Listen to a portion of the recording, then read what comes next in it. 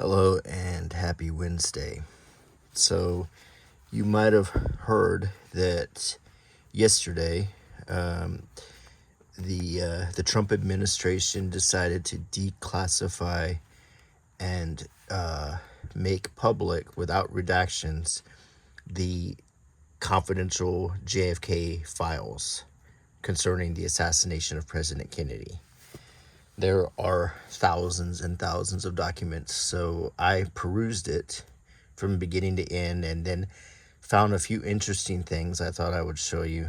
And after I show you these documents, I'll give you my opinion overall of what I found, but I also want to just add the disclaimer that I'm still in the process of reading a lot of this. So, the first thing I noticed was this very thick document. This is ciphers and codes. And I did find in reading this that there were some names I recognized on here. So, let's just go through it and I'll point out. Now, some of these I recognize, some of them I'm still researching. David Atlee, of course. David Atlee Phillips is a very famous spy. There's quite a lot of information available on him, and these are codes.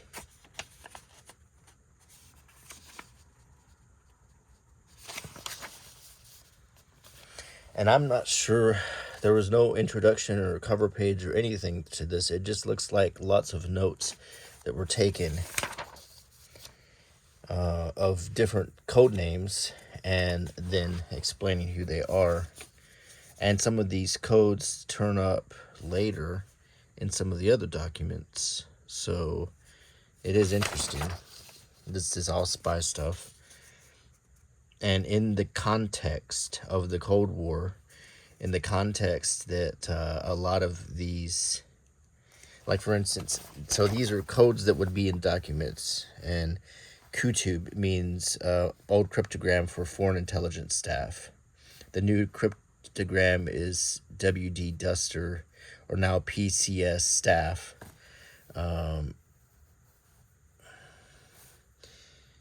Old cryptogram, this is BGAC Trust, Old Crypt for International Organization Division. So as we go through, a lot of these cryptograms are explained with aliases.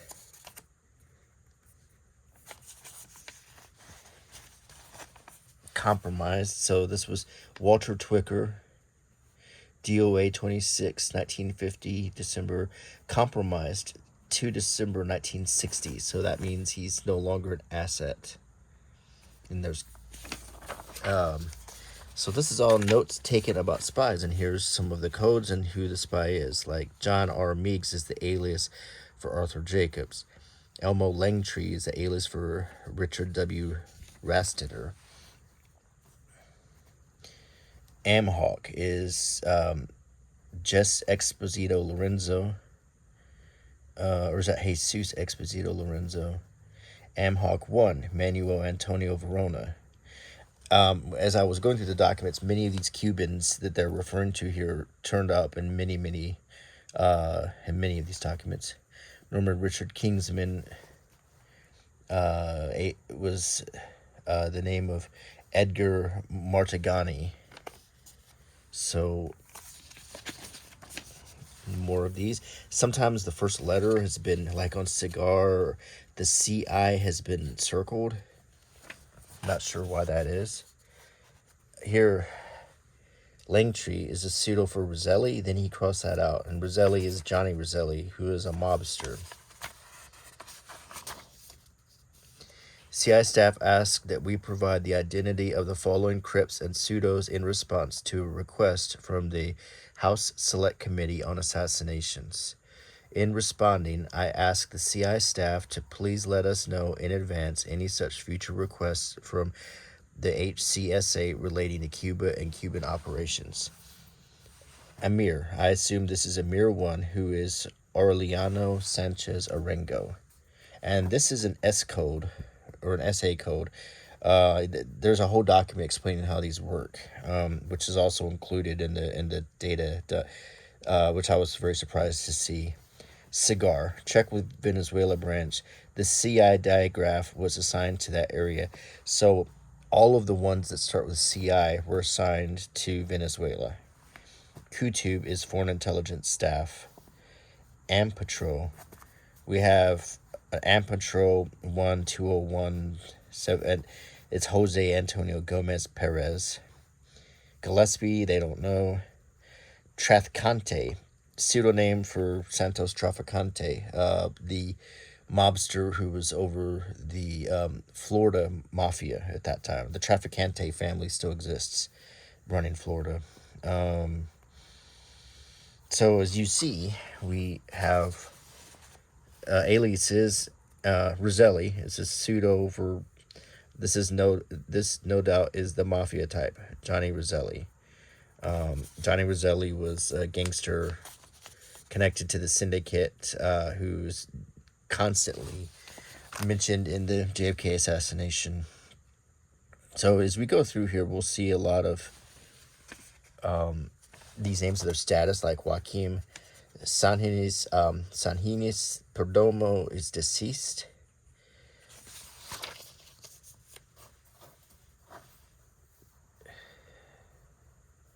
This is very interesting, and I'm very surprised this stuff got released, because this was top secret. Well, this was secret, not top secret, but it still wasn't supposed to be looked at by everyone, but now it is. So we have more handwritten notes.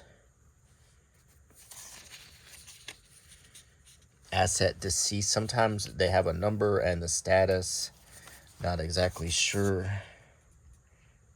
Like I said, this wasn't in a particular context when I found it.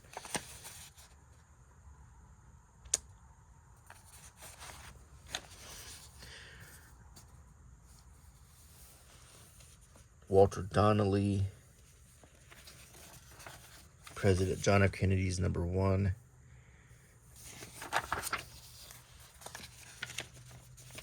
Here's one. Langtree was E. Howard Hunt. Traficante was AMCHIRP. Roselli was Ampom 4. If I'm reading that correctly, E. Howard Hunt you might recognize from the Watergate break-in. On his deathbed, he supposedly told his son that he was one of the shooters in Dealey Plaza.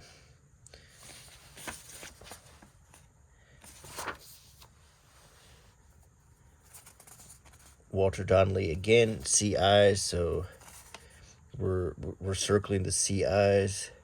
True names for pseudonames number 7.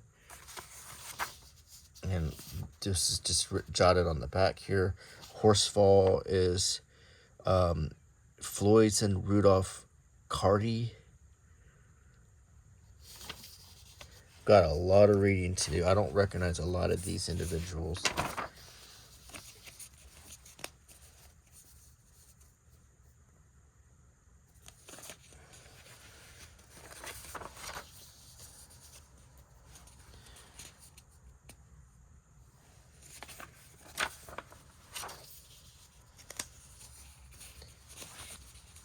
I wonder if these were all handed out to different agents and numbered and asked for them to all offer their input on who these aliases were for.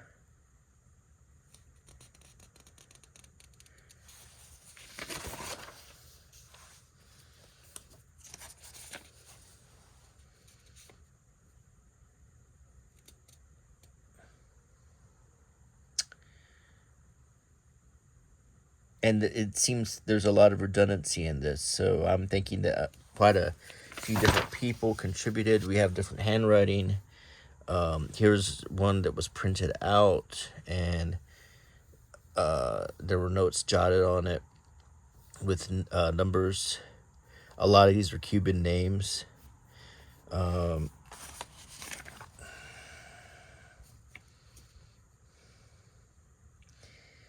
And I'm guessing that these were working on Operation Mongoose, which was the operation that was the CIA operation to create instability in Cuba.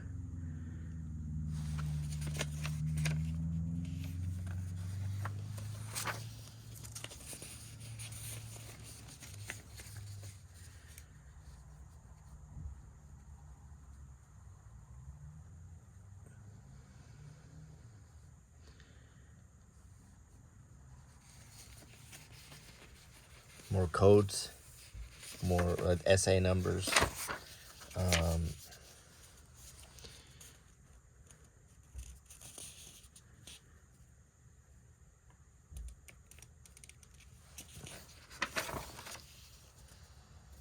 Now here's a name that many of you might recognize. David Ferry is on here, and I'm not gonna come out and say that's a smoking gun, but it is.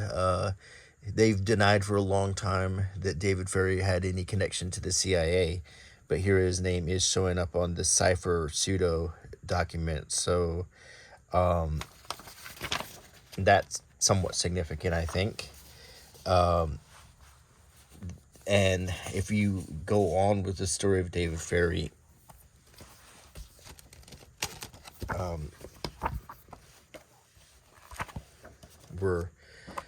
the idea is that he was a handler for Oswald when Oswald was young.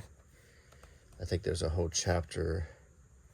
There's this is a picture of David Ferry's Civil Air Patrol unit right here, and you can see Lee Harvey Oswald in the picture right there.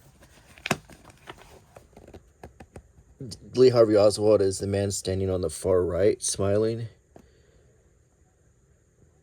David Ferry is the second to the left, wearing the helmet and the white t-shirt.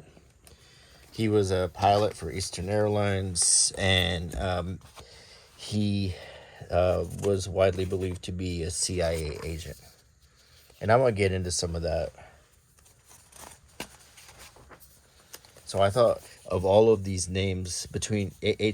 Howard Hunt and David Ferry. Of course, I don't think it's any secret that Johnny Roselli and Santos Traficante are involved in this. There's been a connection with the CIA and organized crime since the early 1940s when a commander named Haffenden in the Navy started recruiting mobsters to assist on the waterfront. He recruited a mobster named Lanza who connected him to Charlie Luciano, and that relationship has existed ever since. And it was particularly strong in the 60s. There was a lot of ill will against the Kennedys, particularly the fact that Bobby Kennedy was the attorney general and he was crusading against the mafia. So there was a strong motive for the mafia to want to assassinate Kennedy, and then Kennedy himself was crusading against the CIA after the Bay of Pigs. So there was a strong motive for Kennedy, for the CIA and the mafia to collaborate, if you believe that theory. But and I saw in a lot of these records, there was a lot of attention paid to many Cuban agents who were used. And here's another name that you might recognize, James Earl Ray, on this CIA document. He was the very suspicious suspect or person who killed Martin Luther King Jr., and they also said he was a lone wolf, but we'll also get into that later too. I noticed that a lot of these documents were called from the House Select Committee on Assassinations from the 70s, so it's not just JFK, but King and Bobby Kennedy assassinations, and I believe they examined the Malcolm X assassination too. So, to a certain extent, I am surprised a lot of this stuff got released. There's a lot of stuff that's quite embarrassing in it, particularly in reference to what's said about some of the assassinations in Congo and other countries. There's a lot of very interesting information in this data, and I've only skimmed it for one day. So that was the first document I wanted to show you, and that's just one document, all those pages. And this was codes and aliases. The next document I wanted to show you for today, and I will hopefully will do some more of these videos, is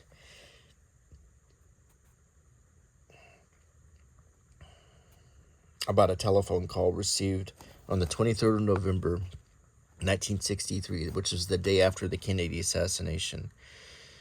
The call was, let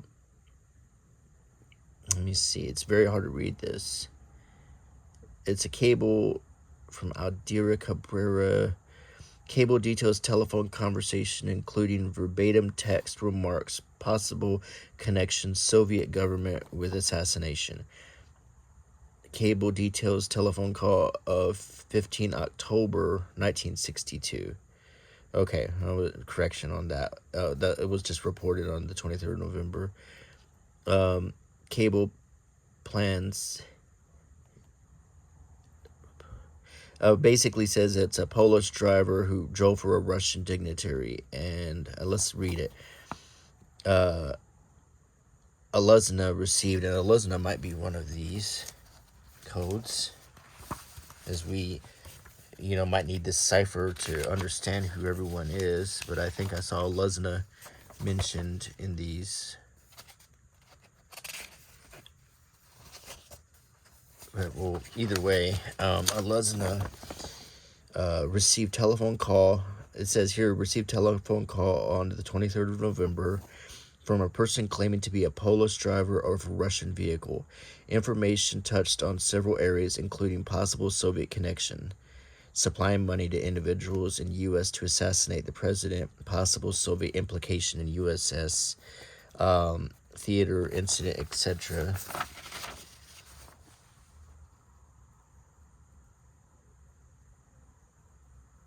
And I think that's all there is on this. This is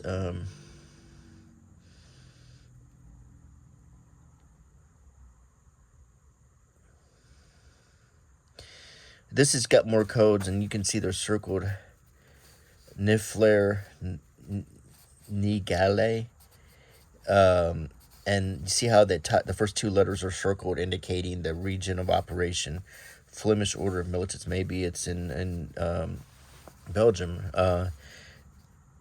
Trust has responded orally to our note concerning passage of Nigale information on the VLAAMSE Militian Horde VMO to the House Committee on Assassinations. Gist of his comment: he will not pass us information on possible VMO AMSIT contacts because the Freedom of Information Act will place such information at risk.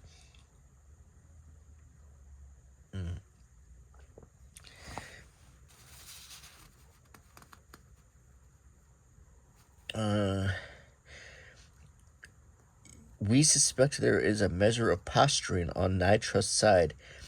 In reference B. ACOS Nigale 75 discussion, latter remarked that to best of his knowledge, the only known VMO connection with American was incident in about early 1977 when organization met briefly with an American Nazi Party member who had been expelled from UK and passed through Belgium. He discussed the case with us at the time, name of traveler not recalled. and I don't even know which assassination this is in relation to. This might be in relation to the King assassination, but this was from the House Select Committee.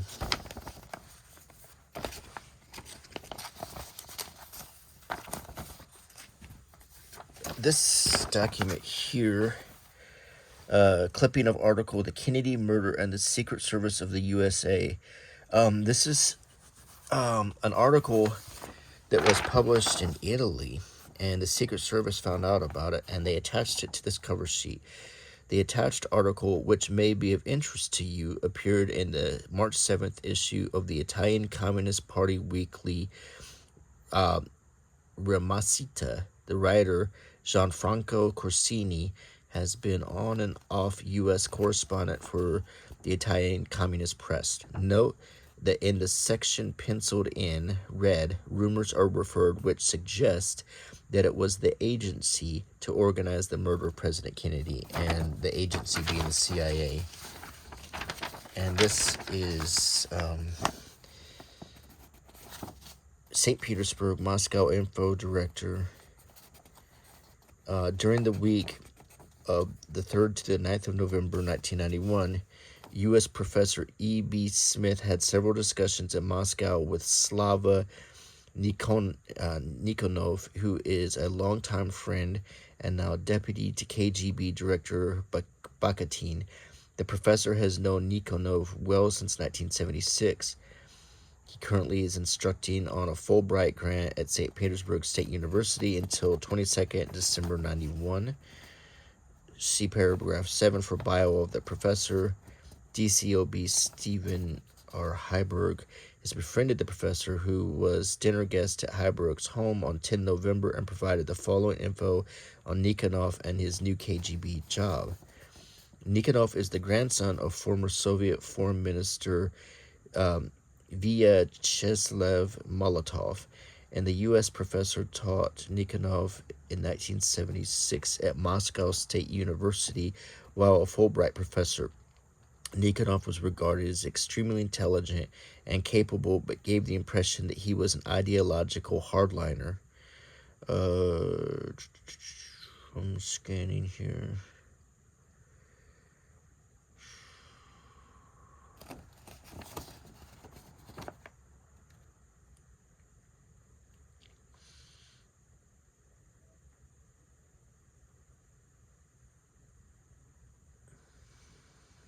So they're giving more background on Nikonov here, and then as we continue, and it says basically gets to the point where he personally reviewed KGB files to determine if Lee Harvey Oswald had been a KGB agent.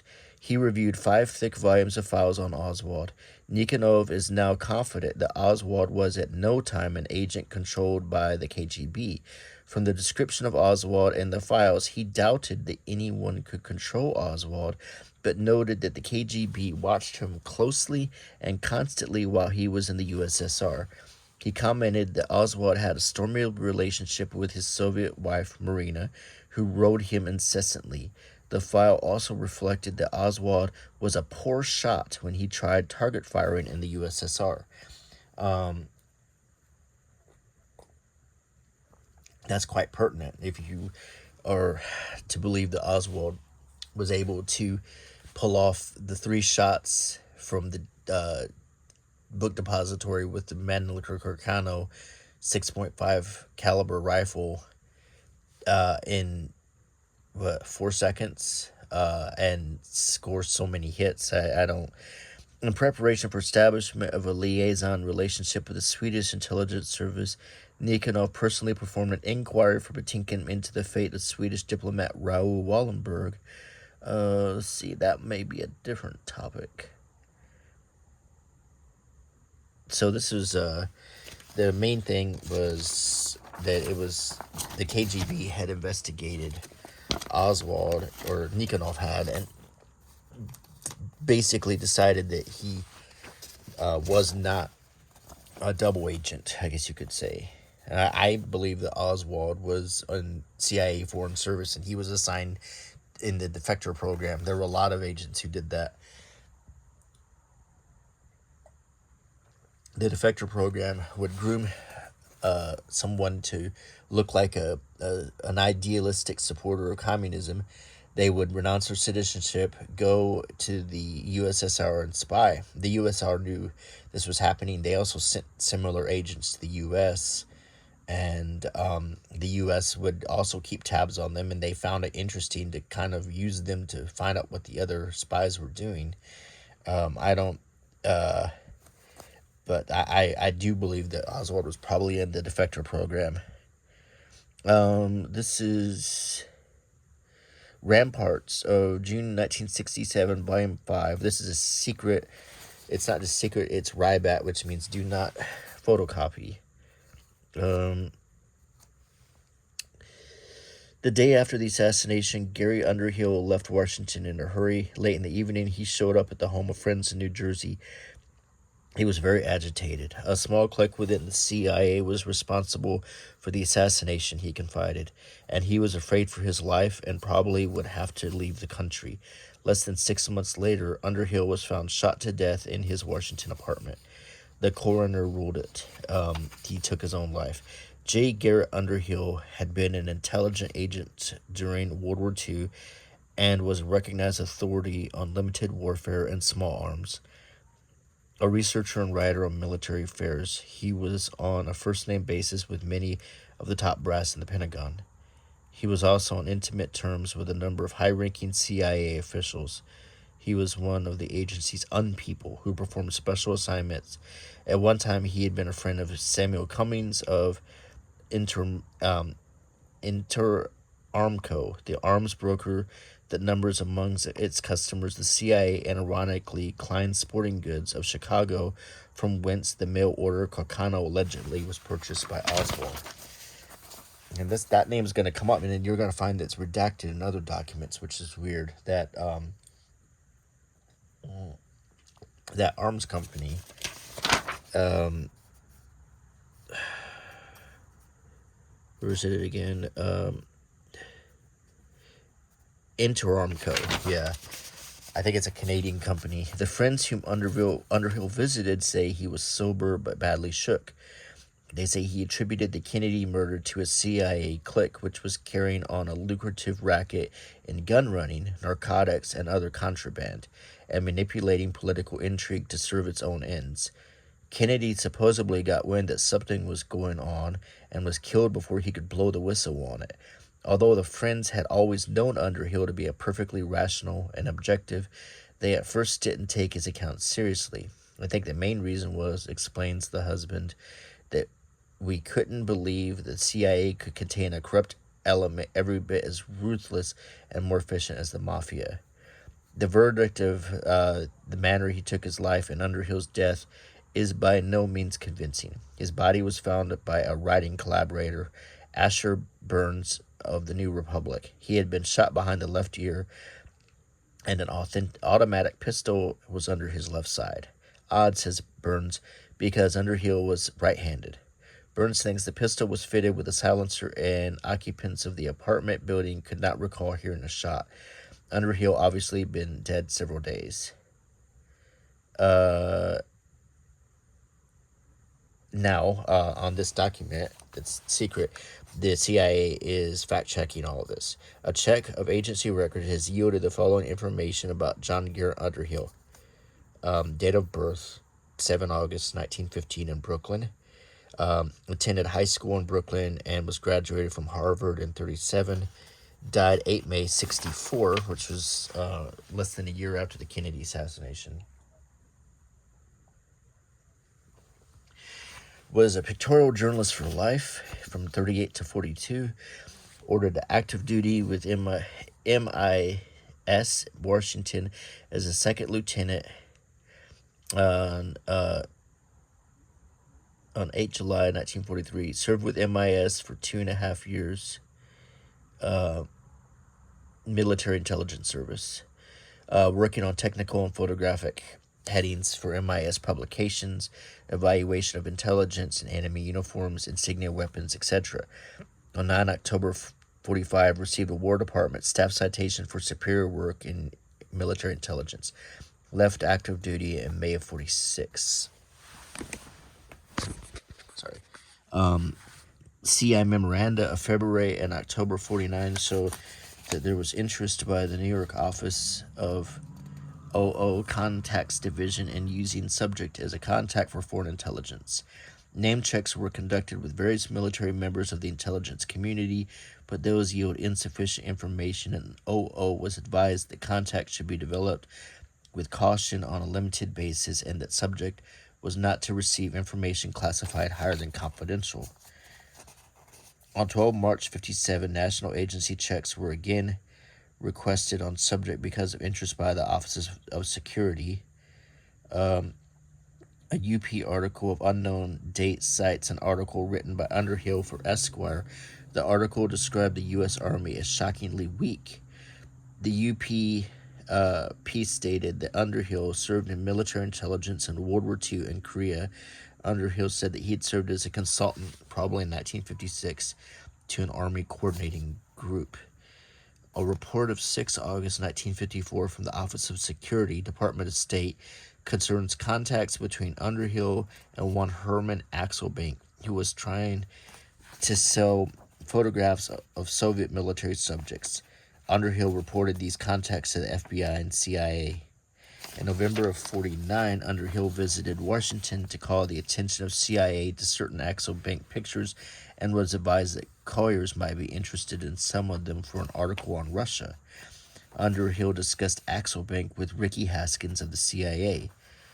On the basis of the foregoing, an inquiry was made of Director of Domestic Contact Service, whose office provided the attached reply.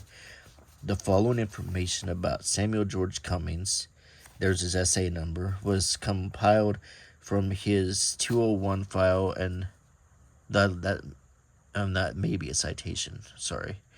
His date and place of birth for Cummings is February 1927 in Philadelphia. He entered duty of the CIA as a staff employee in 1950. He married a German national and consequently resigned in 1953, where he became a career agent in Guatemala. Cables of 1951-52 period state that Cummings was then buying arms for CIA and that the arms were intended for resistant elements behind the Iron Curtain, probably in Yugoslavia or Hungary. If it's 1951 or 52, I would say Hungary. On 17 August 1954, Cummings became the principal agent of the... What was that? That was Interarmco. It was redacted here. International Armament Corporation.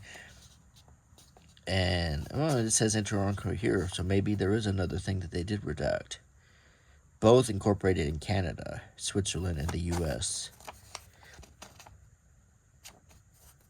They said Cummings engaged in sharp practices in his conduct of business and was also extremely difficult to control. A 1957 cable states that a businessman in Panama, an agency source, knew Cummings to be providing information to the FBI and also knew him to be careful about keeping the appropriate U.S. government agencies informed of his deals. He assumed in 1958 ownership of the International Armament Corp and Interarmco. Cummings bought them with a non-interest-bearing promissory note in the amount of $100,000, payable in 4 annual installments of $25,000, and certain items of inventory which had a cost value of $67,000 and a market value of $250,000. And 28 of 61, Der Spiegel reported that Cummings had been employed by the CIA as an arms expert during the Korean War, and he had cooperated with CIA in supplying arms to various trouble spots.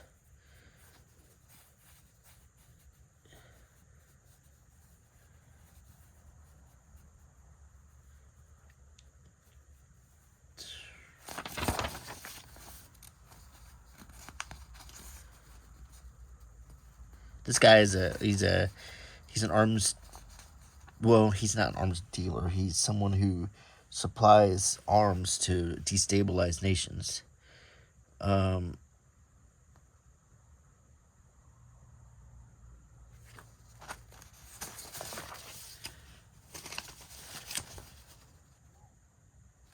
It is noted that Underhill, Cummings, and Interarmco have not appeared to date in any press or classified reports of the Garrison investigation in New Orleans, with the tenuous exception of the Ramparts article cited on the outset.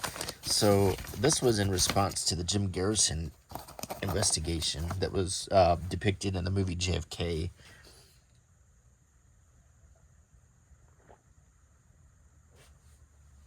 But what we got in this document was the notes by the CIA, kind of filling in the blanks, which is very interesting. Once again, somewhat surprised that they released it. Here's another document. This is on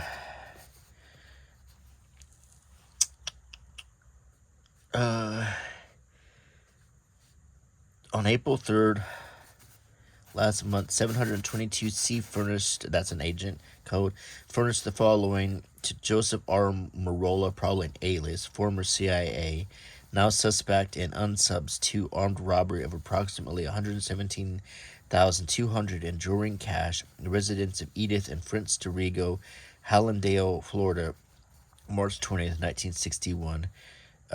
Major theft, Miami. Merola recently told CIA he is connected with CIA in some capacity in which he claimed to have access to all forms of equipment, including firearms and ammunition, being furnished by CIA to some anti-Castro group. This is before the Bay of Pigs, I would say. It's 1961. It is subsequently picked up by boat from Rear Merola residence. Claimed he is required to have Cubans who obtain guns, sign receipt for same. Operation takes place under cover of darkness. Claimed to have taken from equipment several automatics equipped with silencers. Informant claims that Merola is arming the outfit and is furnishing these weapons to various hoodlum acquaintances for sum of $500 each. Merola exhibited one such automatic to CIA and demonstrated by firing shot into the air. Central Intelligence could not hear a thing. On October 5th, John Noble, covert CIA agent working operational level, advised did not believe CIA had operational interest in Merola but would check. On April 6th, he advised CIA had not operational interest in Merola on April 7th. Page 2. Justin Gleichkopf, overt CIA representative Miami, advised about 2 months ago he went to Merola's home after Merola pestered him with phone calls offering rent plane or helicopters to CIA for use by Frente Revolucionario Democrático, anti-Castro organization utilized by CLIP. Merola showed Gleichkopf boat Terry Knott docked behind his home and implied this was his boat and had already been used by Frente. Merola seemed eager to get out of the U.S. and suggested CIA use him on some mission to Brazil, where Merola planned to work out a deal to ship whiskey to Brazil, duty-free through Brazilian politician. Gleichkopf told Merola he was not interested. After further check, Gleichkopf advised Miami this boat had been used on one or more operations by Frente, but not likely be used again because in bad shape. Boat 63 feet, bears registration number 270404. Gleichkopf stated Merola not working for CIA or Frente so far as they could determine. On April 5th, David Glass, that's an alias, covert CIA agent, furnished Miami list boats being used in various operations in which CIA has interest. Terry Knott on this list, but it's spelled Terry Knott here.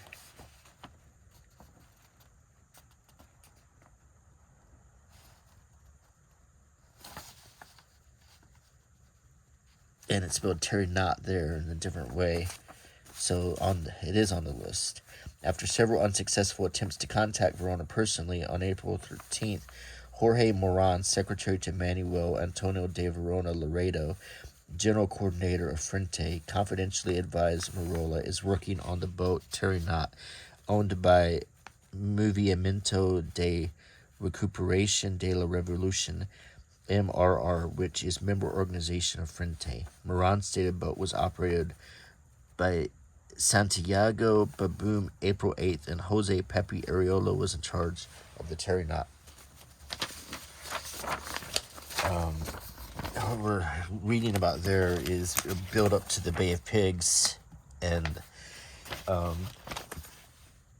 they were looking at connections with Cuban exiles to the Kennedy assassination. I saw a lot of that in when my first deep dive today. A lot of profiles and interviews and track downs and trackings of Cubans. So I found that somewhat interesting that there was a connection. Here's another secret document I found. Michael J.P. Malone, vice president, and his name did show up earlier on this sheet. Vice President Zarnikov, Rionda Company, 106 Wall Street, New York, was also employed by the King Ranch of Kingsville, Texas, advised on 3/20/62 that he had accompanied Robert Kleberg of the King Ranch to Washington, D.C. on March 15th, 1962, for Kleberg's meeting with Vice President Lyndon Johnson, 4 p.m. of that day. Malone advised that he did not accompany Kleberg to the meeting with Vice President Johnson, but Kleberg informed him that they discussed the Cuban problem and what course of action the U.S. was going to follow in this matter. Kleberg, according to Malone, was advised by Vice President Johnson that President Kennedy has not contemplated plans at the present time for any large-scale movement against Cuba, and there are no plans for the use of U.S. troops in Cuba. Malone advised that Kleberg told him that Vice President Johnson stated that President Kennedy was much concerned about the world situation and is devoting most of his time to the problems relative to Berlin, Laos, and South Vietnam. Malone advised that Kleberg stated that from his conversation with Vice President Johnson, it was clear to him that the present administration has no intention of using military force in the Cuban problem, and that the Cuban problem has taken fourth place in the order of importance as far as President Kennedy is concerned. Malone further advised on March 20th, 1962, that while in Washington, D.C., he had made arrangements to contact Mr. Herbert, who was described as the assistant to Colonel King of the CIA. Malone stated that in conversation with Herbert, the question of United States action in Cuba was discussed, and Herbert stated that he did not agree with the opinion expressed by Vice President Johnson. Herbert told Malone that he and his associates should get together with senators in Washington who are close to perfect agreement with the new frontier, such as Senator Hubert Humphrey of Minnesota, and bring pressure to bear on them, since these senators exert a certain degree of influence over the president. Malone stated on 3/20/62 that he also had a meeting on 3/15/62 with his CIA contact Charles Machen. Malone stated that Machen gave him that looks like a cipher or a pseudo from that sheet, doesn't it? I mean, we need to look at this harder with these names. Stated that Machen gave him the definite impression that he thought that President Kennedy and the U.S. would at some time make a move in Cuba. Machen stated that the CIA continues to operate, but not with the complete authority with which they would like to carry out their plans. Machen suggested to Malone that Malone and his associates attempt to see Attorney General Robert F. Kennedy and see if some pressure could not be brought to bear on the Cuban matter from Attorney General Kennedy. Malone advised that from his conversations with the CIA, 3/15/62, and from the conversations of Robert Kleberg with Vice President Johnson, he definitely was confused as to whether or not the U.S. had any definite plans for the participation in an attempt to overthrow the present Cuban regime. Malone stated that from conversations with other individuals in Washington, he got the impression that the Cuban Revolutionary Council was falling apart, and that Dr. Jose Miro Cardona had very little influence over the Cuban exiles in the Miami area. So this was a bit of a sample of what I found today. Now, I suggest if you're interested in this it's extremely easy to find. Just Google it. You can go on there to the archives and start reading the documents. I'm going to do another deep dive and show you what I find again. They're in a pretty good order. They're not super out of context. They seem to flow pretty well. A lot of them are from the House Select Committee from the 70s. There's a lot of stuff about the King assassination, James Earl Ray, his various aliases. There's a lot of suspicious stuff about James Earl Ray that I will get to in another video. There's a whole long page about Oswald in Mexico City that I found and I want to start reading before I present it to you. So quite a lot of material here. And I do think that this code sheet is probably vital to understand who's doing what. And this is very interesting stuff. There are some revelations about assassinations, executive actions, that I'm, as I said, I'm very surprised some of this stuff has been released. There's not, if you're looking for a smoking gun, I haven't found one yet, i.e. a document such as the one in this book. This memorandum here that connects, that basically, I'm looking for this one, if this exists, which states that Oswald was in the CIA. And this is the type of document that would be a smoking gun if I could actually find it for real. I'm not doubting that it's real, sorry, but still, I'd like to see it in a release like this. So there's not going to be a piece of paper that says, you know, here's who shot the president and here's who paid for it. You're not going to find that, but you will find clues and contexts. And like the last document I read about Kennedy being hesitant to support action in Cuba is very significant if you read about this. So anyway, we'll continue this. I hope you enjoyed this video, and until next time, bye.